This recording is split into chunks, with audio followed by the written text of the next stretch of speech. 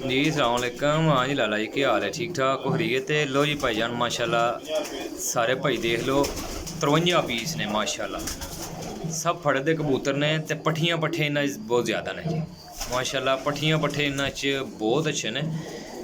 हले देखो माशाल्लाह, कबूतर भाइयों मिल जाएंगे जनाब मेरी 500 रुपये पर। ठीक है जी, नंबर मेरा नोट कर लो 0307 1539 639, कॉल एंड व्हाट्सएप। लोकेशन मेरी सराय आलमगीर जेल में। कार्गो हो जाएंगे मेरा भाई, सारे फड़दे कबूतर ने।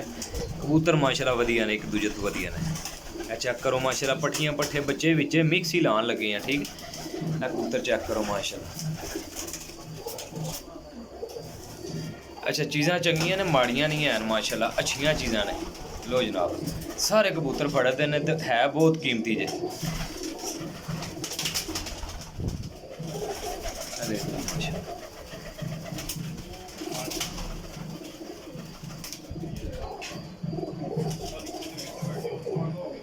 लो जी साहब माशाल्लाह चेक करो। दूसरी बारी कैमरा मार रहे हैं, कबूतर सारे अंदर अच्छे कबूतर ने। यह देखो पिछे भी ने कोई। अच्छा कर कोई पीस ना कढ़िया जाना तो ना कोई कार्गो हो जाएंगे। कोई भाई आके तसल्ली करके लैके जाना चाहता ना मेरा भरा, तो वेलकम। ठीक है, लो हाँ सारा माशाल्लाह चेक करो। 53 पीस ने, 53 कट्ठे देने। ठीक है, 1 2 4 लैने दे भरा रब्ता ना करे, चिसके वाले भरावां तो भी माल करते। ठीक है,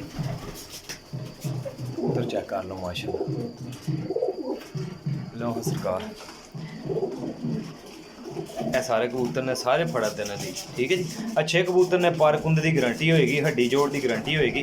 ठीक है, अगर इन्होंने चीज़ों तो कोई भी गलत निकले तो काबिल एतमाद 1 दिन में वापसी है रेल भाई को। ठीक है जी, 1 दिन रख के दूसरे दिन वापस करके अपने पैसे लै जाना। ठीक है जी, इंशाअल्लाह ताला इस चीज़ की रेल भाई की गारंटी होएगी। अपने रेल भाई दिओ इजाज़त, इंशाअल्लाह नैक्सट वीडियो लैके हाजिर होवांगे जी। अल्लाह हाफिज़।